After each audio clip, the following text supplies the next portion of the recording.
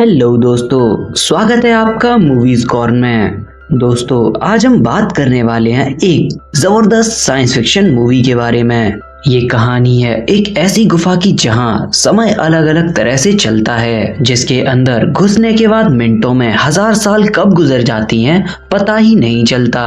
और अगर आप इस गुफा के अंदर चले जाओगे तो आप अपने अतीत और भविष्य से मिल सकते हो। तो इस कहानी को शुरू करने से पहले आपसे एक हम्बल रिक्वेस्ट है। मैं चाहता हूं कि आप इस चैनल को सब्सक्राइब करें और हमें मोटिवेशन दें ताकि मैं आपके लिए ऐसी वीडियोस लाता रहूं। तो कहानी की शुरुआत में हम प्रोफेसर हॉपर से मिलते हैं। ये इंसान एक आर्कियोलॉजिस्ट है जो टेक्सास के वीरान इलाके में कुछ ढूंढ रहा है। वो अपनी खोज के चलते यहाँ एक जंगल में आया था जहाँ पर उसे एक बड़ी ही बस दिखाई देती है। हॉपर उस बस को देखकर उसे समझ में आ जाता है कि यहाँ पर कुछ और लोग भी आए हैं जो फाउंटेन ऑफ यूथ को ढूंढना चाहते हैं। दोस्तों, फाउंटेन ऑफ यूथ एक ऐसा तालाब है जिसमें अगर कोई भी इंसान डुबकी मारता है तो वो जवान हो जाता है। और इतना ही नहीं, उसमें इतनी ज्यादा शक्ति है कि वो मरे हुए इंसान को वापस से जिंदा भी कर सकता है। हॉपर फाउंटेन ऑफ यूथ को ढूंढते हुए उस पुरानी गुफा के अंदर चला जाता है जो कि बहुत ज्यादा रहस्यमय है। इस गुफा में अंदर आने के बाद हॉपर इस पूरी गुफा की रिकॉर्डिंग करना शुरू कर देता है। हम देख पाते हैं कि इस गुफा के अंदर कई सारी पुरानी जमाने की चीजें रखी हुई हैं, जैसे 90s के जमाने की पिस्तौल, काबॉय वाला गेटअप और एक लैंटेन, जिन्हें देखकर हम समझ सकते हैं कि ये इस जमाने का तो नहीं है। ये सब देखने के बाद जॉन उसके पास जाना तो चाहता था, लेकिन वह नहीं चाहता था कि वो उस गुफा के अंदर जाने के बाद गायब हो जाए, और इसलिए वो कुछ गैजेट्स लेने के लिए वापस से अपने घर की ओर आता है। यहाँ पर आने के बाद हम हॉपर के 2 असिस्टेंट से मिलते हैं जिनका नाम है टाइलर और जैकी। क्योंकि वो लोग भी आर्कियोलॉजी डिपार्टमेंट से थे, इसलिए वो भी हॉपर के साथ उस गुफा के अंदर आना चाहते थे, लेकिन हॉपर उन्हें मना कर देता है और कहता है कि उसे नहीं पता कि आगे क्या होने वाला है, और इसलिए तुम लोग मेरे साथ तो चल सकते हो पर उस गुफा के अंदर कभी मत आना। इतना कहने के बाद वो सभी लोग उस गुफा के सामने पहुंच जाते हैं, जिसके बाद हॉपर उस गुफा के अंदर चला जाता है, जिसके अंदर जाने के बाद उसे बहुत ही ज्यादा अजीब महसूस होने लगता है। वो यहाँ पर समझ पाता है कि इस गुफा के अंदर एक बहुत ही ज्यादा थिक मॉइस्चर्ड वॉल है जिसे आसानी से देखा नहीं जा सकता। हॉपर को यहाँ पर समझ आ जाता है कि ये गुफा कोई आम गुफा नहीं है, लेकिन फिर भी वो ये रिस्क लेने के लिए तैयार होता है और आगे बढ़ने लगता है। जैसे ही हॉपर अपना कदम आगे बढ़ाता है वैसे ही टाइम बहुत ही तेज बढ़ने लगता है, और यहाँ पर उसके सामने एक शख्स नजर आता है जो ऐसा लगता है कि कई सालों से रुका हुआ था, और वो भी हॉपर के साथ साथ आगे बढ़ने लगता है। हॉपर उसके पीछे पीछे जाता है। हॉपर के पैर के नीचे एक पत्थर आ जाता है, वो गिर जाता है, जिसके बाद सीन शिफ्ट होता है और हम जैकी और टाइलर को देखते हैं जो हॉपर का वेट कर रहे होते हैं कि वो कब वापस आएगा। टाइलर जैकी से कहता है कि हमें हॉपर को ढूंढने के लिए उस गुफा के पास जाना चाहिए। यहाँ पर जैकी बताती है कि उनके पास माउंटेन तक पहुँचाने के लिए उनके पास कार नहीं है, और इसलिए टाइलर अपनी गर्लफ्रेंड कारा के पास जाता है ताकि वो उससे कार लेके हॉपर को ढूंढने के लिए जा सके। जिसके बाद टाइलर और जैकी कारा के पास जाकर उसे सारी बातें बता देते हैं। कारा टाइलर की हेल्प करने के लिए तैयार हो जाती है, जिसके बाद वो अपने दोनों भाई बहन को लेकर प्रोफेसर को ढूंढने के लिए निकल जाती है। यहाँ पर सभी बच्चे घर पर ये बताकर जाते हैं कि वो लोग माउंटेन ट्रैकिंग के लिए जा रहे हैं, और कुछ ही देर में वो सभी लोग उस रहस्यमयी गुफा के पास पहुंच जाते हैं। जहाँ पहुंचने के बाद टाइलर कहता है कि किसी न किसी को अंदर नहीं जाना चाहिए, क्योंकि अगर हम लोग भी गायब हो गए तो कोई ऐसा हो जो बाकी के लोगों को बता सके कि हम लोग कहाँ हैं। और इस काम के लिए कारा का भाई फरबी कहता है कि मैं यहाँ पे रुक जाऊंगा। दोस्तों, यहाँ पर टाइलर से एक बहुत बड़ी गलती हो जाती है, क्योंकि ये वो गुफा नहीं थी जिसमें हॉपर गया था। दरअसल में ये गुफा उस गुफा का हिस्सा तो था, पर इसका दरवाजा कोई दूसरा था। अब जब ये लोग नीचे उतरने लगते हैं तो इन्हें बड़ी सी खाई नजर आती है। यहाँ पर एक रस्सी भी थी जो कटी हुई थी। टाइलर कहता है कि हमें नीचे जाकर देखना चाहिए। जिसके बाद ये लोग नीचे उतरने लगते हैं तो इन लोगों को भी एक मॉइस्चर थिकनेस महसूस होने लगती है। यहाँ पर ये लोग भी उसको नजरअंदाज कर देते हैं और उस गुफा के नीचे उतर जाते हैं। काफी देर तक वो लोग यहाँ पर हॉपर को ढूंढते हैं लेकिन हॉपर उन्हें कहीं नहीं मिलता। जिसके बाद ये लोग वापस से ऊपर जाने का सोचते हैं और उन्हीं रस्सियों का इस्तेमाल करते हैं। वो लोग ऊपर जा ही रहे होते हैं कि तभी उनकी रस्सी टूट जाती है। इन रस्सियों को देखकर ऐसा लग रहा था जैसे ये रस्सियां न जाने कितने साल पुरानी हो गई हों, लेकिन इन्हें नीचे आए हुए सिर्फ आधा घंटा ही हुआ था। वो लोग यहाँ पर फरवी से कांटेक्ट करने की भी कोशिश करते हैं लेकिन सामने से कोई भी रिप्लाई नहीं आता। टाइलर अपने वॉकी टॉकी के जरिए फरवी से कांटेक्ट करने की कोशिश करता है लेकिन वो यहाँ पर भी फेल हो जाता है। थोड़ी देर वो वॉकी टॉकी पर कोशिश करता है लेकिन तभी टाइलर को सेम सिग्नल उसी गुफा के अंदर से आने लगता है। टाइलर यहाँ पे सोचने लगता है कि आखिरकार इस स्टेशन पे और कौन बात कर सकता है। टाइलर उससे पूछता है कि आखिरकार तुम कौन हो, जिसके जवाब में आवाज आती है कि मैं फरवी हूँ और प्लीज मेरी मदद करो और मेरी जान बचाओ। टाइलर उस सिग्नल को ट्रैक करते हुए उसके पास पहुंच जाता है और देख पाता है फरवी गुफा में गिरा हुआ था और ऊपर से उसके सिर को किसी बड़े पत्थर से कुचला गया था, जैसे मानो किसी ने उसकी जान ले ली हो।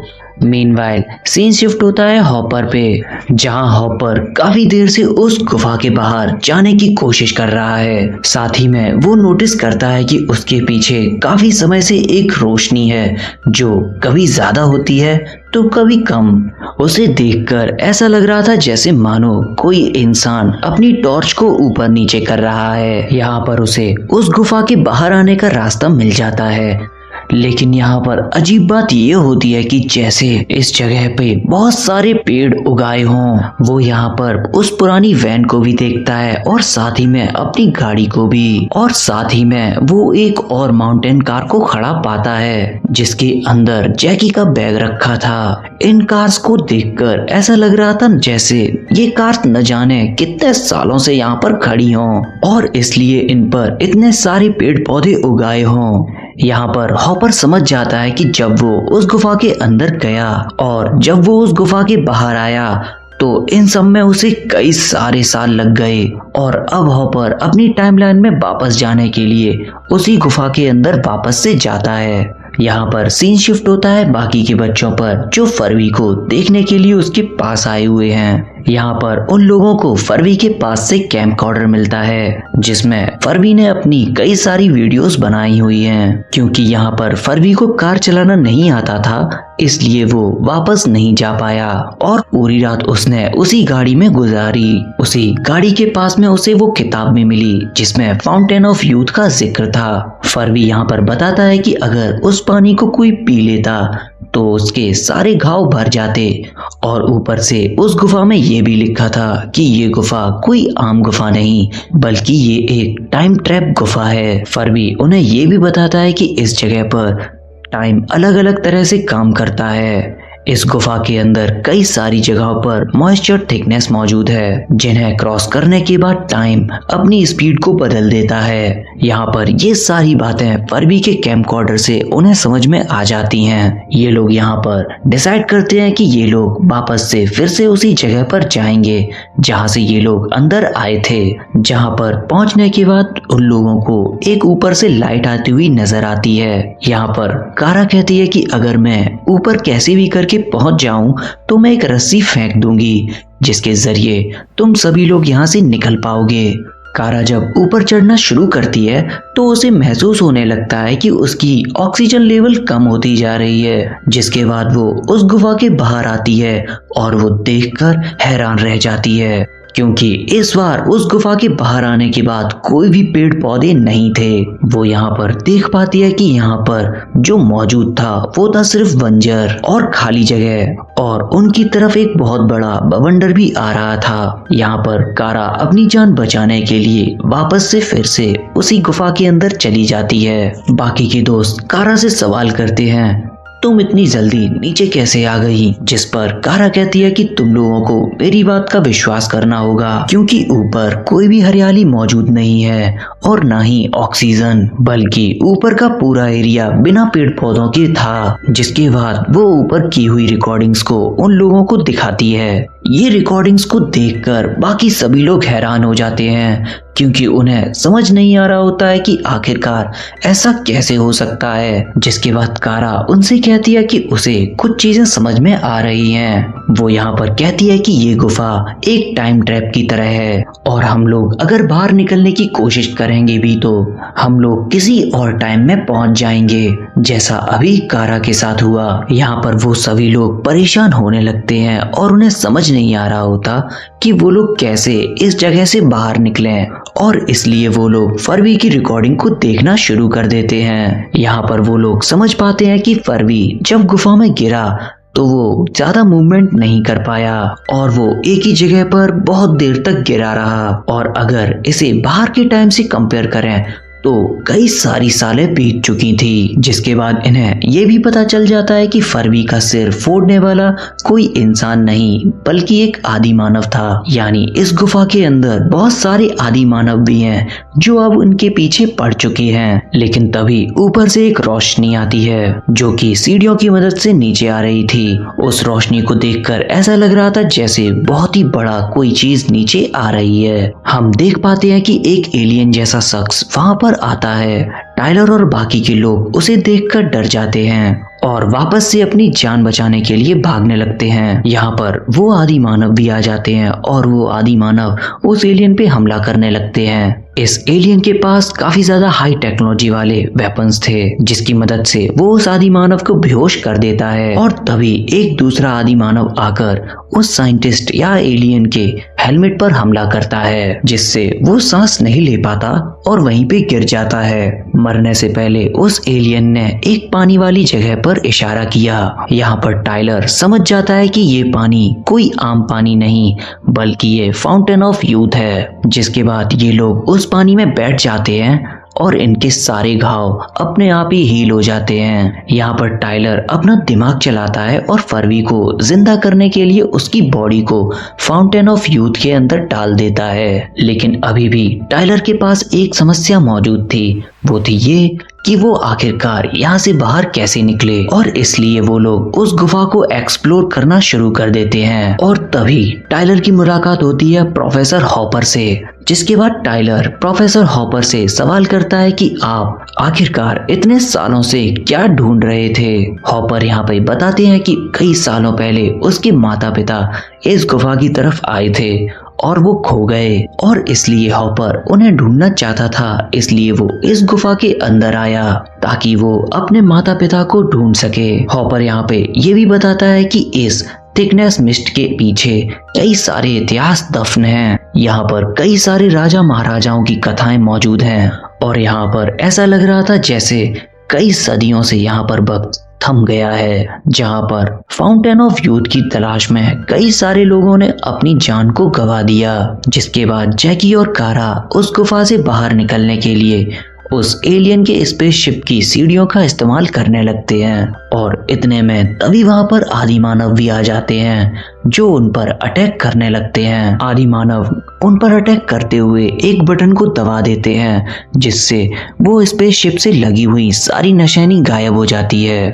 जिस वजह से वो सभी लोग ऊपर से गिरने लगते हैं। और तभी स्पेसशिप में बैठे हुए लोग वहां के टाइम को फ्रीज कर देते हैं और उन लोगों को फाउंटेन ऑफ यूथ में डाल देते हैं। जिसके बाद उन सबकी आंखें खुलती हैं और वो लोग देख पाते हैं कि वो लोग किसी स्पेसशिप के अंदर हैं। यानी वो लोग एक ऐसे टाइम में आ चुके हैं जहां पर इंसानों ने इतनी ज्यादा तरक्की कर ली है कि वो लोग स्पेसशिप का यूज करने लगे। और इसी के साथ ये कहानी यहाँ पर खत्म हो जाती है। अब हम बात करेंगे आखिरकार इस गुफा और इस एंडिंग का क्या मतलब था। तो दोस्तों, इस गुफा में कई सारी टाइमलाइंस मौजूद थी।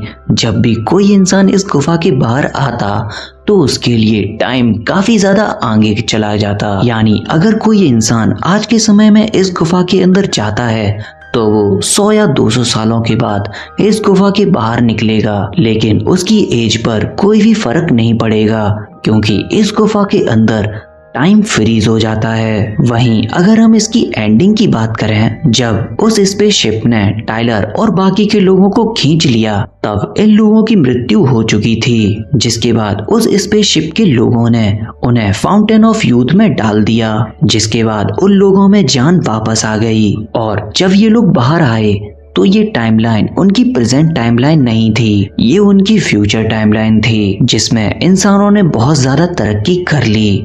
तो दोस्तों, आपको ये एक्सप्लेनेशन कैसा लगा प्लीज कमेंट करके हमें बताइए। साथ ही में अगर आपने अभी तक हमारे चैनल को सब्सक्राइब नहीं किया है तो प्लीज कर लो, ताकि मैं भी आपके लिए ऐसी वीडियोस लाता रहूं।